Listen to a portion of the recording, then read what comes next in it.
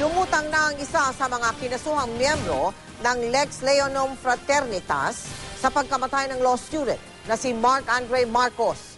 Sa isang affidavit, idinetalye niya ang pambubugbog umano ng kanyang mga kabrad kay Andre. Nakatutok si John Consulta, exclusive. Nakakalungkot po na kailangan basahin ko uli ang kanyang salaysay at na parang nakikita ko kung paano naghirap ang aking anak. Di napigilang maluha ng mga kaanak ng napatay na first-year law student na si Mark Andre Marcos habang binabasa ang sworn affidavit ni Cornelio Marcelo, miyembro ng Lex Leonom Fraternitas. Kusang loob daw lumantad si Marcelo na kabilang sa mga kinasuhan sa pagkamatay ni Andre matapos ang ilang buwang pagkatago. Itong araw na to, yung din ang first time na may nalaman na he executed an affidavit disclosing kung ano talaga yung mga nangyari doon sa initiation rites. And he also named the officers and the other members of the fraternity. Si Marcelo ang sinasabing katext ng pinsan ni Andre. Ilang araw bago na-recruit ng frat si Andre. Siya rin ang katext ng pinsan ni Andre noong araw ng initiation rites. Pati na nang malamang patay na si Andre.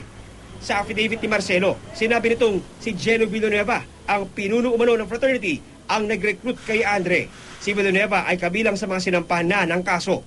Alas 12 raw ng tanghali noong July 29 nang simulan ang initiation rites sa The Farm ng Pamilya Veluz sa Dasmariñas, Cavite. Isa raw si Marcelo sa 11 frat members na nagsilbing angels sa siyam na neophytes. Sa affidavit niya, dinescribe niya yung sarili niya as the angel. He's the one who's supposed to assist Andre sa sa lahat ng stages ng initiation rites. Nahati raw sa 4 ang hazing rites, ang welcome rites kung saan papaluin ng 20 beses gamit ang paddle ang mga neophytes. Ikalawa, ang academics part kung saan sa kada maling sagot ng neophyte, hinahataw ng sinturon ng 3 hanggang 4 na beses at sinusuntok ang ibang kasama sa balikat at hita.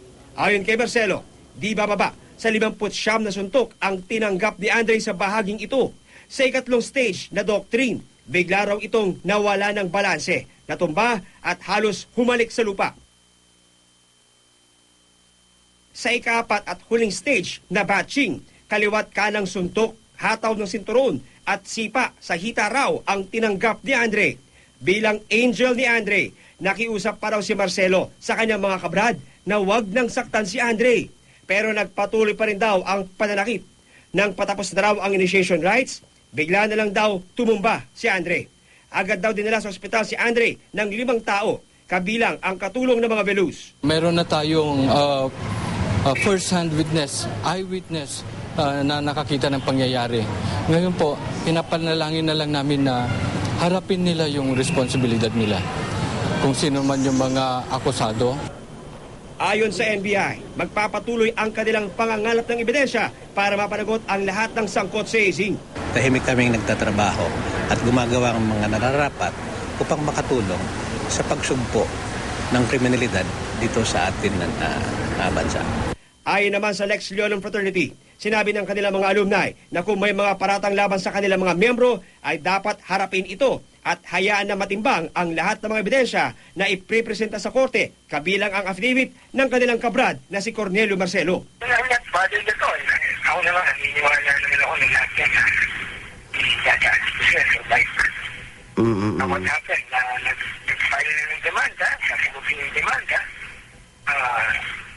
then let the Court of Justice assist. Kanina, hiniling ng mga abogado ng mga nirereklamo sa paglabag sa anti-hazing law na ipagpaliban ang preliminary investigation sa kaso dahil 2 raw ang complaint na nakahain sa prosecutor's office. Sa paglutang ng star witness ng pamilya Marcos, umaasa silang mas bibilis na ang ikot ng gulong ng hustisya para sa pagkamatay ni Mark Andre. Umaasa rin sila na magiging abot kamay na ang katarungan para sa kanyang iniwang pamilya. Mula rito sa Dasmariñas, Cavite, John Consulta, nakatutok, 24 oras.